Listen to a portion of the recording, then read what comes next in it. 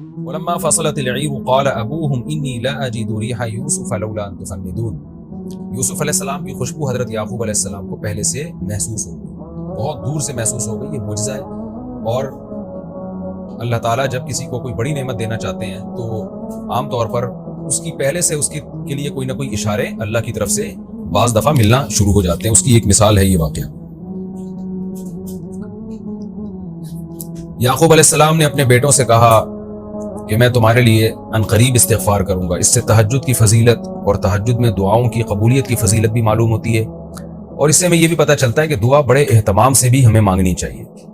بعض دفعہ صرف ایک ٹہلانے کا اور ٹرخانے کا طریقہ ہوتا ہے، اچھا جی دعا کریں گے. نہ یعقوب علیہ السلام نے سوچا کہ میرے بیٹوں سے غلطی ہوئی ہے تو میں ان کے لیے خاص طور پہ رات کو اٹھ کے تسلی سے دعا مانگوں گا. تو یہ بھی ایک اہم بات، یعنی تہجد کی فضیلت اور دعا کی اہمیت کا بھی اندازہ ہوتا ہے. تیسری بات، معاف کرنے کی فضیلت ہمیں پتہ چلتی ہے اس آیت سے کہ بیٹوں سے کتنی بڑی غلطی ہوئی، لیکن یعقوب علیہ السلام جو کر سکتے تھے وہ تو کیا، انہوں نے جو تفتیش کر سکتے تھے، جو اپنے اختیار میں نہیں تھا اس میں خاموشی اختیار کی. اور بیٹوں کو جب ندامت ہو گئی تو ایک حرف بھی طنز کا، طعنے کا بیٹوں کو نہیں دیا، بلکہ ان کے لیے دعا کا اہتمام کیا. اس میں حسن اخلاق اور مخلوق پر رحم اور رشتہ داری جوڑنا، یہ سب چیزیں اس سے ثابت ہوتی ہیں. حضرت یوسف علیہ السلام کا فلما دخلوا علی یوسف آوى الیہ ابویہ، یوسف علیہ السلام اپنے والدین کو ریسیو کرنے کے لیے شہر سے باہر نکلے. اس سے یہ بھی پتہ چلتا ہے ہمیں کہ جب کوئی بڑا آپ کے پاس آ رہا ہو ملنے کے لیے تو دروازے تک جانا چاہیے، اس کا باہر نکل کے استقبال کرنا چاہیے. اسی طرح جب وہ واپس جا رہا ہو تو بھی اس کو چھوڑنے جانا چاہیے.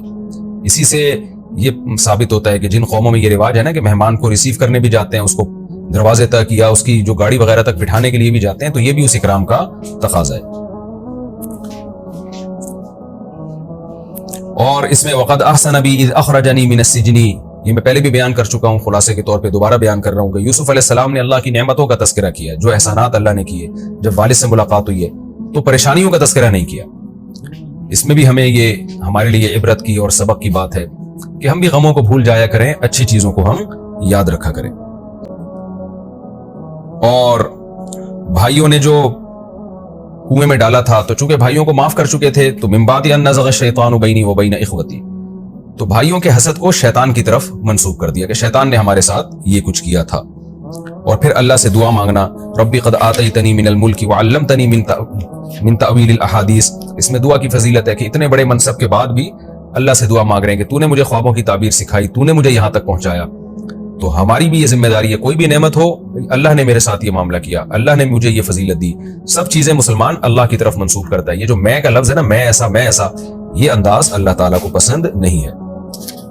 ذالک من انباء الغیب نوحیہ الیک، یہ غیب کی خبریں ہیں جو اے محمد ہم آپ کی طرف آپ کو بتاتے ہیں صلی اللہ علیہ وسلم. تو اس سورہ یوسف میں ہمارے نبی صلی اللہ علیہ وسلم کے برحق اور پیغمبر ہونے کی بھی بہت بڑی دلیل ہے، کیونکہ یہ چیزیں انسان کو غیب کے یعنی وحی کے بغیر آپ کو معلوم نہیں ہو سکتی. یہ مکہ میں صورت نازل ہوئی ہے، نہ وہاں یہودی تھے نہ وہاں عیسائی تھے، اور آپ نہ لکھنا جانتے نہ پڑھنا جانتے، تو کیسے آپ نے اس واقعے کو اتنے بہترین انداز سے بیان کر دیا. اور آگے آ رہا ہے سورہ یوسف کے اگلے رکوع میں کہ اسی طرح بیان کیا جاتا ہے، یعنی یہ تصدیق کر رہا ہے یہ واقعہ ان کتابوں کی جو اس سے پہلے نازل ہوئی ہیں. اللہ نے تورات میں بھی ان واقعات کو بیان کیا اور انجیل میں بھی بیان کیا، تو قرآن بھی اسی انداز سے بیان کر رہا ہے. تو یہ صاف اس بات کی علامت ہے کہ یہ تینوں کتابوں کا نازل کرنے والی ایک ہی ذات ہے جس کو اللہ کہا جاتا ہے. تو یہ قرآن کے بھی برحق ہونے کی دلیل ہے. تو یہ ہمارا رکوع کمپلیٹ ہوا. اس میں کیونکہ واقعہ مکمل ہو چکا ہے تو سورہ یوسف کے اس واقعے سے ہمیں بہرحال جو ایک اہم چیز ملتی ہے، ایک تو حسد، کہ حسد بہت بری آفت ہے، اور اس سے کتنا جس سے آپ حسد کرتے ہیں اس کو لوگ کہاں تک نقصان پہنچانے کی کوشش کرتے ہیں. تو کوئی بھی ایسا کام ہمیں نہیں کرنا چاہیے جس سے لوگ ہم سے حسد کرنے لگے.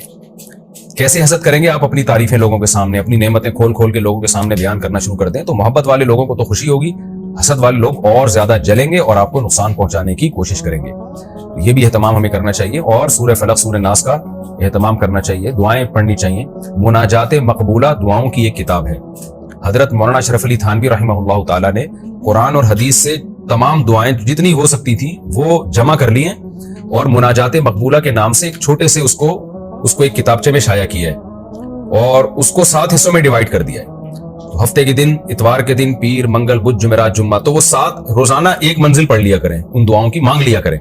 تو اس طرح سے کیا ہوگا کہ جتنی بھی قرآن و سنت میں دعائیں آئی ہیں نا تقریباً تمام کور ہو جائیں گی ایک ہفتے میں. تو ہم نے بہت سارے بزرگوں کو اس کا معمول دیکھا ہے کہ وہ مناجات مقبولہ کی پابندی کیا کرتے تھے. اچھا اس میں ایک بات ہے کہ مولانا اشرف علی تھانوی رحمۃ اللہ علیہ نے تو وہ دعائیں جمع کی ایک چھوٹے سے کتابچے کی شکل میں, پھر لوگوں نے اس میں اضافے بہت کر دیے, بہت کچھ اس میں ایڈ کر دیا ہے. تو جو ایڈیشن ہے وہ مولانا اشرف علی تھانوی رحمۃ اللہ علیہ کے کھاتے میں نہ ڈالی جائے. انہوں نے تو جو کام ایک کرنا تھا وہ کر دیا مناجات مقبولہ کے نام سے. وہ ساری وہ قرآن اور حدیث کی دعائیں ہیں, تو وہ بہت اس سے فائدہ ہوتا ہے. اس ترجمے والی بھی وہ ملتی ہے تو وہ لازمی رکھا کریں. اس میں تمام وظائف جتنے بھی نظر سے بچنے کے اور آصیب سے بچنے کے اور شیاطین وغیرہ سے بچنے کے اور دین اور دنیا کی ترقی کی, اولاد کی, ہر طرح کی دعائیں اس میں آ گئی ہیں, تو اس کا اہتمام کرنا چاہیے. اور اس میں اہم پوائنٹ جو سورہ یوسف سے ہمیں ملا, کیونکہ اگلا جو رکوع ہے اس میں یوسف علیہ السلام کے واقعے کا تذکرہ نہیں ہے, تو اس لیے میں یوسف علیہ السلام کے واقعے سے جو ہمیں بیسک سبق مل رہے ہیں نا وہ یہی کمپلیٹ کر رہا ہوں. ایک اہم سبق ہمیں ملتا ہے کہ حاسد اگرچہ جس سے حسد ہو اس کو نقصان پہنچانے کی کوشش کرتا ہے, لیکن حاسد کو بھی اس سے ملتا کچھ نہیں ہے. جیسے یوسف علیہ السلام کے بھائیوں نے کتنی کوشش کی, نتیجہ کیا نکلا؟ نتیجہ تو یہی نکلا کہ آخر میں انہی کو اعتراف کرنا پڑا. تو اس سے پتہ چلتا ہے کہ ہمیں بھی اگر کسی سے حسد ہے تو ہم اس کی مخالفت نہ کریں, اس کو نقصان پہنچانے کی کوشش نہ کریں, بلکہ اپنی بیماری کے علاج کی کوشش کریں. تو حسد کی بیماری کا جو علاج ہے اس میں دو چیزیں بہت امپورٹنٹ ہیں. سب سے پہلے تقدیر کا عقیدہ. انسان یہ سوچے کہ اللہ نے اگر سامنے والے کو, میرے بھائی کو یا میرے کلاس فیلو کو یا میرے کولیگ کو, عام طور پر کولیگ سے تو اتنا یہ معاملات نہیں ہوتے, جو آپ کے لیول کا ہوتا ہے اس سے انسان کو زیادہ حسد ہوتا ہے. تو جس سے بھی اس طرح کا آپ کو حسد ہو رہا ہے نا, آپ اس کے لیے یہ سوچا کریں کہ جب اللہ اس کو کوئی فضیلت دینا چاہتا ہے تو میں اس کا مقابلہ نہیں کر سکتا, میں تقدیر سے لڑ نہیں سکتا, تو مان لو کہ یار اللہ نے اس کو فضیلت دی ہے. تو یہ جب تقدیر کا عقیدہ سوچیں گے نا تو انشاءاللہ اس سے سکون حاصل ہوگا. دیکھیں نبی صلی اللہ علیہ وسلم کو اللہ نے نبوت دی, عرب کے سردار لوگ یہ کہتے رہ گئے کہ ایک یتیم کو اور ایک مسکین اور غریب کو اتنا بڑا عہدہ کیسے مل گیا, ہم بڑے بڑے سردار لوگ ہیں. اسی حسد میں ہی برباد کر دی انہوں نے اپنی زندگی. لیکن جو صحابہ آپ پر ایمان لے کر آئے انہوں نے کیا سوچا کہ بھئی اللہ کا فضل ہے, اللہ اگر کسی کو نوازنا چاہے, ختم الرسل بنانا چاہے, خاتم الانبیاء بنانا چاہے اور فضیلت دینا چاہے تو اللہ پہ کون پابندی لگا سکتا ہے. قرآن نے بھی یہی جواب دیا کہ اہم یقسمون رحمت ربک, اللہ کی جو رحمت ہے, نبوت ہے, وہ میں تم سے پوچھ کے تقسیم کروں گا, تو میری مرضی میں جس کو نبی بناؤں. ویسے ہی اللہ نے آپ کے کسی دوست کو, کسی بھائی کو یا کسی بھی ریلیٹو کو کوئی فضیلت دے دی تو آپ یہ سوچیں کہ بھئی اللہ نے دی ہے تو اللہ سے کون لڑ سکتا ہے, تو مان لو بھائی. تو یہ سوچنے سے حسد کے اثرات آہستہ آہستہ ختم ہو جاتے ہیں. دوسرا, اس کی تعریف کرنی چاہیے جس سے آپ کو حسد ہو, کیونکہ حسد یہ چاہتا, حسد جو ہے نا یہ ایسی بیماری ہے, یہ بیماری چاہتی ہے کہ آپ اس کی برائی کریں جس سے آپ کو حسد ہے. تو اگر آپ اس کے اگینسٹ چلنا شروع ہو گئے, آپ نے لوگوں میں اس کی تعریف کرنا شروع کر دی, تو حسد کے جراثیم جو ہے آہستہ آہستہ مرنا شروع ہو جاتی ہے. یہ اینٹی بایوٹک ہے, یہ بالکل یہ علاج بھی ضد ہے. تو جس سے حسد ہو, جیلسی ہو, تو اس کے بارے میں اور تعریف کر دیا کریں کہ یار وہ ماشاءاللہ بڑا اچھا ہے, بڑا اللہ نے پیسہ بھی دیا اس کو, اور ماشاءاللہ بڑا اسٹیبل ہو گیا, بہت خوبصورت ہے. جس صفت سے بھی حسد ہو رہا ہے نا, خوبصورتی کی وجہ سے ہو رہا ہے تو خوبصورتی کی تعریف کریں. اس کی دولت کو دیکھ کے جل رہے ہیں تو دولت کی تعریف کریں. اس کی شہرت کو دیکھ کے جلن ہو رہی ہے تو اس کی شہرت کی تعریف کریں. تو جب آپ جس سے آپ کو حسد ہے اس کی تعریف کریں گے تو تکلیف تو آپ کو ہوگی, لیکن آہستہ آہستہ اس حسد کے اثرات ختم ہو جائیں گے, اور اس کے لیے دعا بھی کرنی چاہیے. تو یہ دو طریقے ایسے ہیں جس سے حسد انسان کے دل سے ختم ہو جاتا ہے, ورنہ حسد کرنے والا زیادہ نقصان اپنا کر دیا. سورہ یوسف میں جو اصل جو اس کا مقصد ہے نا, جو اس واقعے سے جو بنیادی, یہ تو میں نے بتایا حسد اور ناشکری سے بچنا, یہ بھی اسباق ہے, لیکن اس کا جو جس کو کہتے ہیں نا سینٹرل آئیڈیا, وہ کیا ہے؟ صبر کی فضیلت. یوسف علیہ السلام نے بھی صبر کیا اور یعقوب علیہ السلام نے بھی صبر کیا. یہ صبر کی فضیلت اس پوری سورت سے ہمیں جو مین سبق ملتا ہے وہ ہے صبر کی فضیلت, کہ کیسا صبر کیا اور اس کا انجام پھر کتنا اچھا ہوا. وہ شاعر نے کہا ہے نا, صبر مثل اسمہ مر مذاقتہ لیکن عواقبہ احلی من العسل. صبر عربی میں کڑوے پھل کو بھی کہتے ہیں. تو شاعر نے کہا ہے کہ صبر کا جیسا نام ہے نا, ویسا ہی صبر ہے بھی کڑوا, یعنی اپنے پھل کی طرح کڑوا ہے, لیکن اس کا انجام شہد سے زیادہ میٹھا ہے. صبر کرتے ہوئے تو انسان کو بہت ٹینشن ہوتی ہے, لیکن جب اس کی برکات آہستہ آہستہ ظاہر ہوتی ہیں تو وہ شہد سے زیادہ میٹھی ہوتی ہیں.